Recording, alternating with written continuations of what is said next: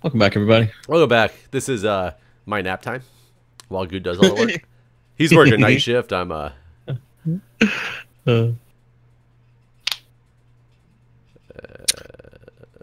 we did it. I was messing around right here because somebody sent me a really good video of how to make the water source block split into an 8-channel area, and I can't find the video anymore, which is sad. But I also can't get it to work. So. Well, you said they had a dispenser. You don't have a dispenser. They had a dispenser, but still, I mean, I think it would, in theory, be the same as if I just put the block where the dispenser pushed it out, and it pushed it out. You said it pointed backwards, it pointed right? backwards. So it was like if this was the dispenser block, okay. It pointed this way, and they somehow had it split, and it ended up being 8 wide and went all the way down, just like our 3 wide thing does. And I can't find. For some reason, in my head, when you said that, I thought it went into the wall, so to speak. No, it went. Yeah, because this is just taking. Maybe you can. Maybe it's just a feature of the way the dispensers potentially work. Because no matter how many times it splits, it's only going to go, so many blocks down. Maybe make a dispenser and just see if it makes a difference. Well, I don't remember exactly how it was done either. As part of the problem, maybe it went down like this somehow. Maybe it was up a block. Maybe it wasn't even in Minecraft. It's possible it was in PUBG for sure. It's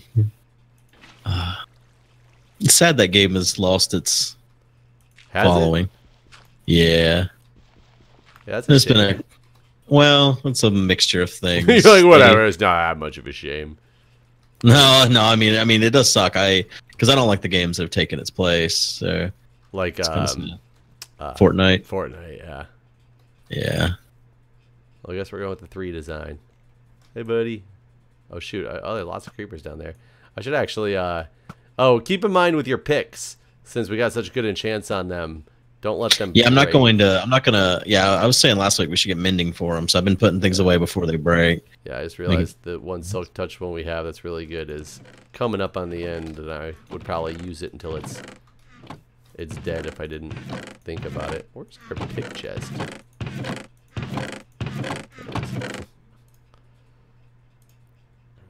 So now I'm not going to be getting. Oh, there's another silk touch one. Never mind. There's an efficiency 3 silk touch. This doesn't have unbreaking on it. It wasn't one of the really lucky ones. Just somewhat lucky. So you had anything special happen this week? I mean, not really. I'll just tell you, to be honest, I'm getting super frustrated at work. Why? That's pretty much it. I don't know. It's a whole weird world because what I do is clinical informatics or nursing informatics. And in today's day and age, everything touches the electronic health record anymore. Like, we went from, when I started at my hospital, we were a completely paper-based system, and then we slowly implemented phases of an electronic system. So yeah, when I started in the ED, it was all paper. Like, that's how we documented. Everything was written down on paper. So it's been a big transition since the time that I've been there. And especially coming from a computer engineering and IT field, I thought it was crazy that it was a paper-based system. But paper-based system does have its benefits for ease of documentation with some things that... But it's hard to find those records. Oh, absolutely. It's impossible to find the records. You can't report off of anything. All the back-end stuff ends up being completely manual. But the actual ability to document from somebody who knows how to use the forms exactly how they're supposed to be used, because you can customize, like, get a graphic designer and customize any type of form in any most efficient way that you want. The same cannot be said about electronic health records, because you're basing it on everybody has to fill in the same kinds of fields. We share it between amongst a bunch of facilities. These are the only ability that, your EHR vendor allows you to even customize in these ways, It's pretty much like you're documenting an Excel spreadsheet straight on down when you document a patient assessment. And it's very tedious. There's so many fields that are completely pointless to 90% of the cases, but they have to be there and available. Electronic documentation has its negative impacts as well. But the bigger problem is, now that we've expanded on and so many things hit the electronic health record anymore, my department ends up getting, basically, there'll be a practice change, which we have a nursing practice department. there'll be a practice change in how you're actually supposed to even administer a specific type of medication. With that practice change comes the need to modify some of the way that you document it in the electronic health record. So those parts of the change, my team has to take to the group for approval and vetting, and go through the process and the build and the design, and we have to look at the stuff and make sure it's what was requested. So it expands a lot of work onto my team, but that's why my department exists, is, because that's what we do. The problem is we've been running into the problem lately where the people who request these changes decide that the second it's to us to take into the build team, that we are now responsible for this thing through completion, even through like the education of everybody for this new practice change. Oh, wow. So it should not be that way. But that's kind of the thought process on some people, just because, they used to be the ones to have to update the documentation when it was on paper, and then they take the new documentation to, the nurses and have to explain how you actually use the new documentation, because, when they do the training for the change. So it's just trying to get things right in basically a new world of nursing type of deal. And I've been getting a lot of flack from some of my colleagues because they think that me and my department are not on top of our game and not doing the things that we're supposed to be doing, and letting the ball drop and causing a problem within the hospital, when really it's just because there's a lack of understanding of how this new system really should be designed.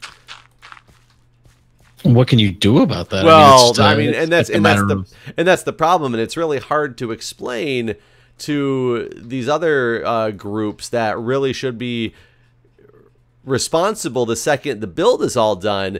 Okay, build is done. Now it's your responsibility to get this stuff out there. We did what you asked us to do. Now it's your job to finish the implementation of this change, because there's a lot of problems all over the system in which those groups aren't necessarily notified. Because once we take the change in my department up to the level of, okay, this has been approved, it's now up to the next level for building, like the analysts, I don't necessarily even hear much on it anymore, because the analysts actually do the building of it.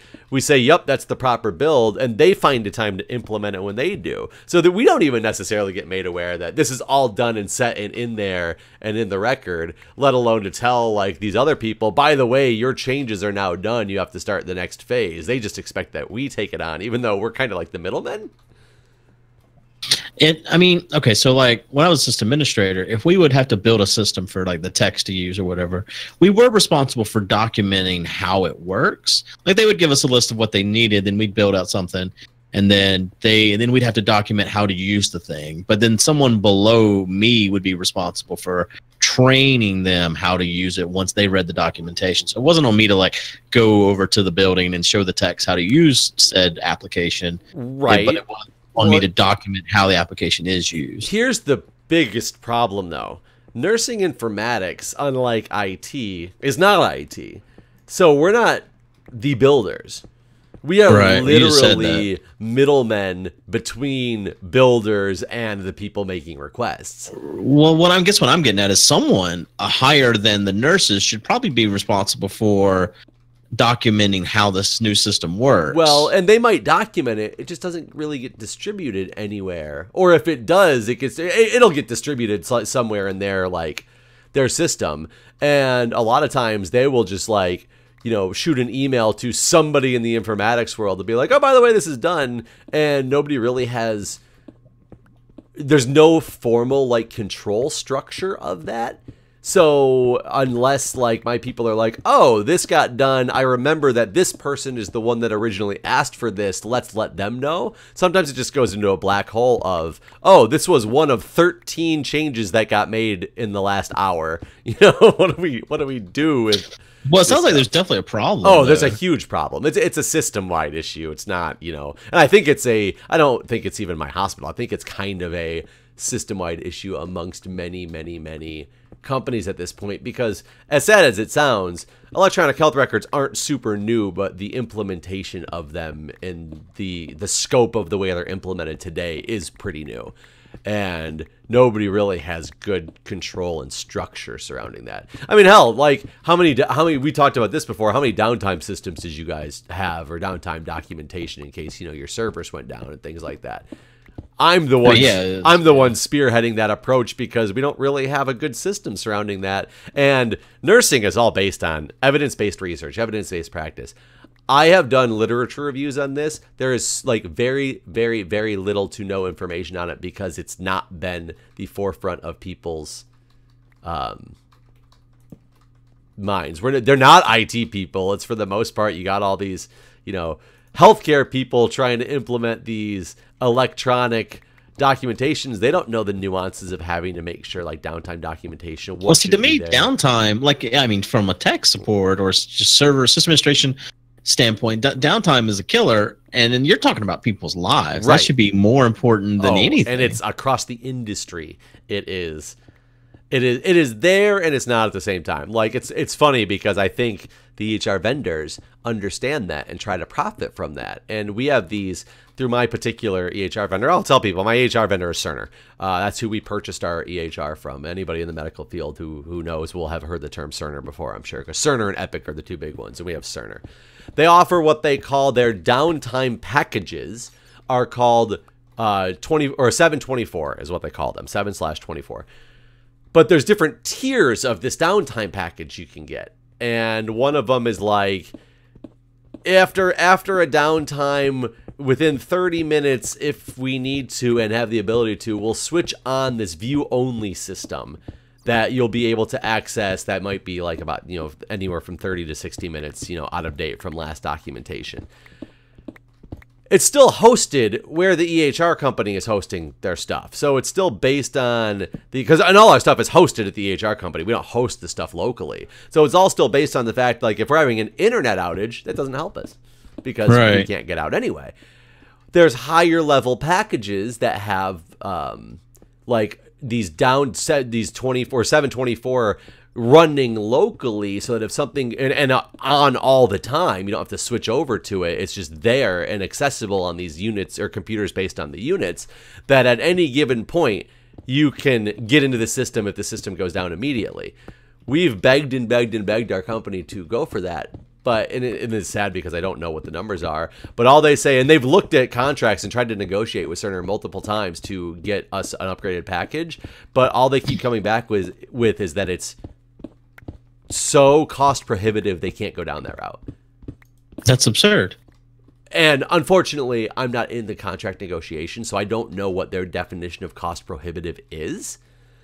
But being that we were a company that was hit by a malware attack in 2016 and lost all of our computerized systems hooked up to our network for over 48 hours, yeah, they're pretty keen on downtime at this point, right. So I think that's the new model, is that the EHR companies are going to try to sell you downtime packages so you don't have to deal with it yourself at a ridiculous cost to make it so it's unattainable for certain companies. That just shouldn't be the case. I mean, because again, you're playing with people's lives is all you're doing. I think there should be legislation that requires an active downtime system to like XXX, specs. XXX. To XXX. To a certain level of specs should be required for you to be a certified EHR vendor. Yeah. Or just, your hospital, I guess, okay, so if the legislation was forcing the hospital to do it, they would just raise the prices even more. I would force the EHR vendors to offer it. Right. Or to have it as part of, to be a certified EHR vendor. It should just be part of any of this. It shouldn't even be something that they're gouging you on. It's bullshit that they are. I'm sure it takes them time and resources if they wanted to run a secondary system at all times for every. Well, it should just be a requirement that they. Yeah, I'm sure it does take time and resources and everything. I'm sure they're fucking charging way more than they deserve, anyways. Yeah, I'm sure they are for the. I think the biggest selling point for the EHR systems is the fact that they can integrate with a bunch of different systems. So it's not just that I'm documenting my assessment. I'm also being able to order my labs and medications and all this stuff and whatever packages you have, I think is the big draw of EHRs. Because, Guude, if you saw our documentation system, you would laugh your ass off. You probably wrote better user interface programs to document the same type of data when you were 4. Oh, Lord. It looks like a Microsoft Excel 1995 version spreadsheet sitting on your screen that you're documenting. Well, I bet part of it also is to keep it real simple so no one can misunderstand what they're doing. Oh, but it makes it 10 times more confusing.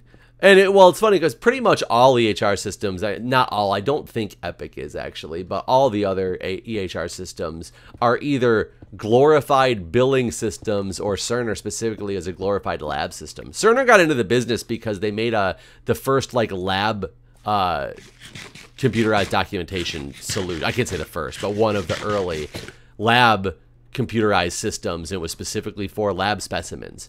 And they expanded upon that, which morphed into an electronic health record system. Because that's where the industry was going. Like I said, most of them are glorified billing platforms. They were originally like registration and billing that they then enhanced to add features about the patients. The chart got in there. And, they were originally like DOS-based systems that they never did like a Windows 10 update do. They just did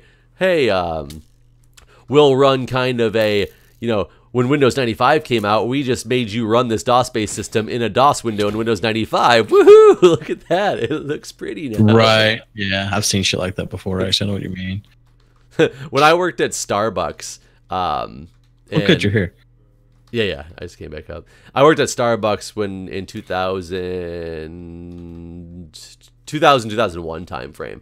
And I got there, and I worked at McDonald's when I was back in Michigan, but I was living out in DC doing co-op, and I took a second job at Starbucks to make some more money. And I'd seen the McDonald's system was just running DOS. Like, it was a completely DOS-based system that was run straight up from DOS still on like this old 386 computer because, it didn't need anything fancier to run.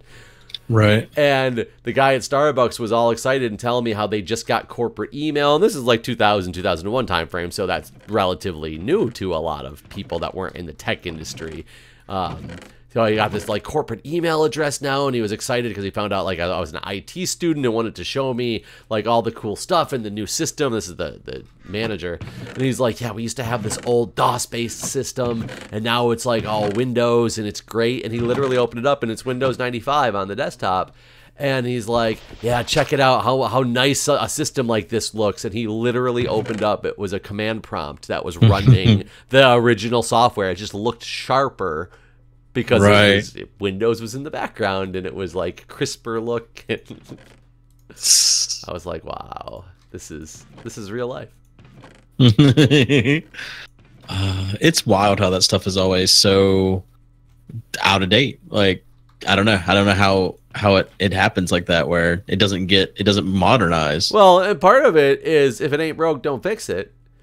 Yeah. Which has some merit to it, but then there's a certain point when if it ain't broke, don't fix it, sure, but when you got all this new functionality that you now can't implement because you have such an old system that you can't. Oh, so get this. This is fucked up. We have some of the things that you search for to make an order of. We have something called like the plan of care, and they're trying to make everything. It's called IPOC based. It's interdisciplinary plans of care. You initiate these on your patients for whatever type of clinical disease process they have, and it's supposed to guide you with tasks that you should be doing on these patients. Q hour, Q2 hours, like whatever it is. So you can document and it based on the patient's individualized care plan type of deal. There's hundreds of care plans or that you have to implement the appropriate one for your patient. So our nurses, they don't know what they're all called. They're all called weird stuff. So they look up the term plan of care, and then it lists out all the care plans, and they can go through and look at, oh, it's called, ventricular something or other when they were, when they didn't know what something was called. Well, somebody called me complaining the other day because they said, I don't know why, but when I try to look up the specific ventricular care plan, I cannot find it when I look up plan of care. I actually have to type in the word ventricular for it to show up. And I was like, that's weird. I don't know what's going on. Let me put in a request. Something might be broken. They might need to alias something so it shows up. So this gets raised up to the, we open up like a service request to the company because none of our analysts can figure out what is going on. The response we got was, oh yeah, the search will always limit to 99 results. That's hard-coded and we can't change that. Not kidding. God damn. Yep. Thank you, Cerner. I appreciate your assholishness answer, since we're stuck with you because, like, you know, we have a contract with them. We poured all this money in with them. They basically have anybody by the balls who implements their system throughout their system, and then they just tell you, no, sorry. I mean, that's a limitation of the software they've written, and it's just a dumb one. Yep. And it's hard ridiculous. coded. That's what we always get the words. Oh, that's hard coded. Like, is that just the excuse that they use because nobody knows how to change it? Is it? I mean, who hard coded it? Fire them. Well, and the thing is, it was probably hard coded back when it was a lab system. You know, it's probably hard coded whenever there was some limitation to the database or some shit that doesn't exist anymore. Or when they wrote the thing back in machine language back in like the 60s or whatever. Punch cards. Oh, fucking hell. Yeah, like that's it. If you as a technologically inclined person came into the healthcare industry on the back end to see like the shit that you deal with trying to implement and maintain electronic health records, you would be baffled. I mean, it's frustrating from someone just from my point of view because I know I mean, these are things that, you know, I might die one day just because shit's not together the way it should be. Basically. I would agree with that. I definitely think that as much as it's helped because it adds so many items, it's such a fine line because it's added all the items such as like, oh, I had to go back all the way. Allergy checking. Like, if you ordered a medication on a piece of paper, like we used to do, and you happen to be allergic to it, even if I wrote the allergy directly above the medication, I'm going to give you that. There's no intermediary step that's going to warn me that you are allergic to that medication, like except for the patient saying, I don't want that because I'm allergic to that type of deal. In an electronic health record system, I scan the medication with what we call, you know, PPID and barcode medication administration, so it's positive patient identification and then barcode medication administration. The system's going to be like, your patient's allergic to this medication. So it clearly helps with things like that. And it helps with, like, making the record easy to, if the doctor's off-site and I'm telling them there's a problem with the patient, I'm calling at home, you know, the attending physician, hey, there's a problem with your patient, they can log in and look at what's going on. They don't have to rely on me to going through everything on the chart with them. Right. So EHRs definitely have a positive aspect for sure, but then there's so many things that are just so much harder to do that make it more unsafe. And then with the fact that people are now relying on a system with positive patient identification, like, I don't need to do a double check. Granted, you're supposed to, but people get out of the habit of doing an actual physical, I'm going to ask you what your name is. I'm going to compare your name to the armband. I'm going to ask you what your birth date is. I'm going to compare that to the armband, compare that to the order. You're supposed to do all that still. But when I have a piece of hardware that I scan your wristband and I scan the medication and it says, yep, this is the medication that's ordered for this patient, people lose that basic concept of the common nursing judgment because you're basically making the computer make all your decisions for you. So when something isn't quite right, nobody knows what the fuck to do anymore because they don't have that practice. Right. Relying on the computer that's a system that's not too great as it is. Right. So it's got I would bet you in 10 years from now, nurses are going to be considered like way more incompetent than they are today because they're going to be so out of practice with actually having any type of nursing judgment because the computer's expected to do it all. And they're trying to really take nursing judgment away from nurses completely because doctors should be writing the orders, nurses should be carrying out the orders. There should be no middle ground. However, they will still yell at the nurse if the doctor writes an inappropriate order and the nurse carries it out. That was the nurse's responsibility to catch. That's kind of bullshit. Yeah, that's the way it is. I mean, the nursing profession could probably go the way of, I mean, I don't want to equate nursing to fast food person, but they could go that direction where they're not as needed. There's a lot less needed. Like for the judgment aspect, yeah. And if you replace the nurses with like patient care techs or somebody else that was skilled to like do IV insertions and things like that, or do because there's a lot of tasks that need to be done on patients who are, you know, physically ill. Somebody has to physically do the stuff. But when you take away the judgment that nursing school teaches you about what the fuck it means to be a nurse, like when that stuff goes out the window, yeah, you don't need a nurse anymore. You need just a tech. that can come in and get paid less money and just do the physical tasks. You just got to train them to do the tasks that they previously didn't do because the nurses did it. Right. No, yeah, I completely see the industry shifting that direction at some point, and it's sad. Well, I mean, if in your case, at least you know, have the degrees and the that's everything to not just do one thing. That's one of the reasons I'm getting my doctorate degree, is because I'm future proofing, because I don't know where this industry is going to go. Right. This industry could go crazy. Oh, let's fellas, you can be a seafood bowlsman. I could be a seafood bowlsman. I like the term seafood bowlsman. It sounds pretty cool. Oh man. I guess with that we should end today's episode. All right, guys. See you next time. Thanks for watching.